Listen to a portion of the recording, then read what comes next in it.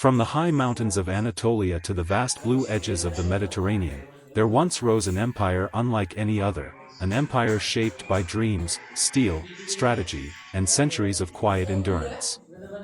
This is the story of the Ottoman Empire, not a tale of a sick man struggling to breathe, but of a power that rose boldly, ruled confidently, and only faltered when the world around it transformed beyond recognition. Our journey begins not in a palace or a capital city, but in a small Anatolian tribe. At its head stood a man named Osman, whose life changed with one strange, symbolic dream. A tree rose from his chest and stretched its branches across the entire world. It was a promise, one his descendants would spend 6 centuries fulfilling. Osman's son, Orhan, carried that dream forward. Together, father and son swept across western Anatolia, capturing Bursa and crossing into Europe, where they claimed Edirne, an outpost that would become the empire's early capital. But the Ottomans did not rise in a vacuum. Their neighbors, the Byzantines, were in decline, weak, divided, and unable to hold their own borders. Into this landscape stormed the 4th Ottoman Sultan, Yildirim Bayezid, the Thunderbolt, who expanded the empire with incredible speed. Until the empire's greatest interruption arrived in the form of Tamerlane.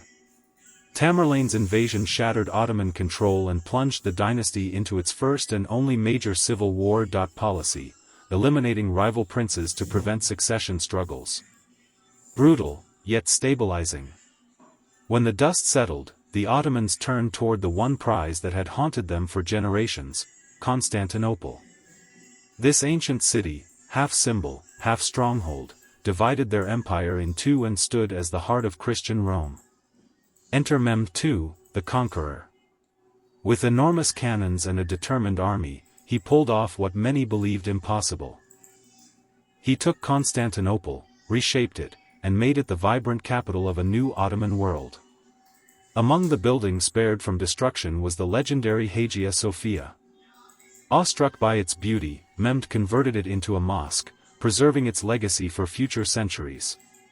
The city would eventually gain a new name, Istanbul, a title grown not from official decree, but from everyday speech, a gentle evolution of the Greek phrase, to the city. With Istanbul as their anchor, the Ottomans surged outward in every direction. Europe, despite its loud claims of Christian unity, was far too busy fighting itself to resist effectively.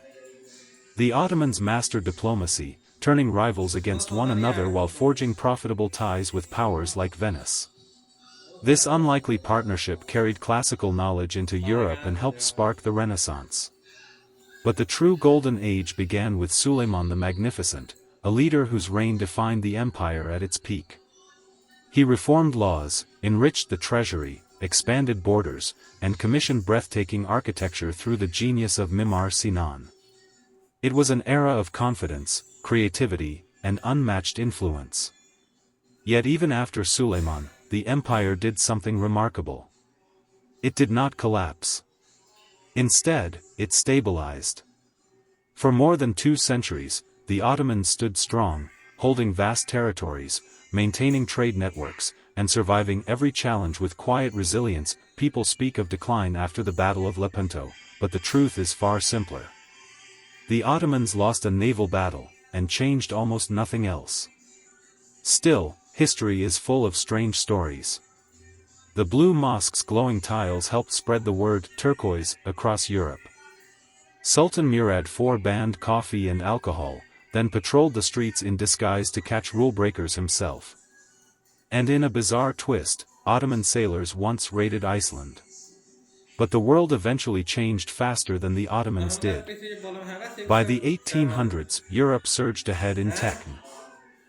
As European nationalism exploded, Ottoman territories began slipping away. Egypt gained autonomy, Greece fought for independence, France took Algeria, Russia seized ground in the Balkans, and Italy claimed Libya. The empire was shrinking, pulled apart by both internal strain and foreign ambition. Then came World War I. The Ottomans sided with Germany, lost the war, and watched their lands divided by powerful European empires. But even then, the story did not end quietly.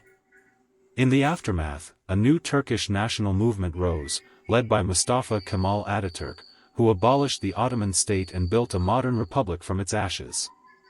And so ends the story of the Ottomans. An empire that rose from a dream, forged its strength through strategy and ambition, ruled for 6 centuries, and finally succumbed not to weakness, but to a changing world. Its legacy reminds us that empires do not always follow the simple path of rise and fall. Sometimes, they grow, they stabilize, they endure. And only much later, when the world shifts beneath their feet, do they finally fade into history.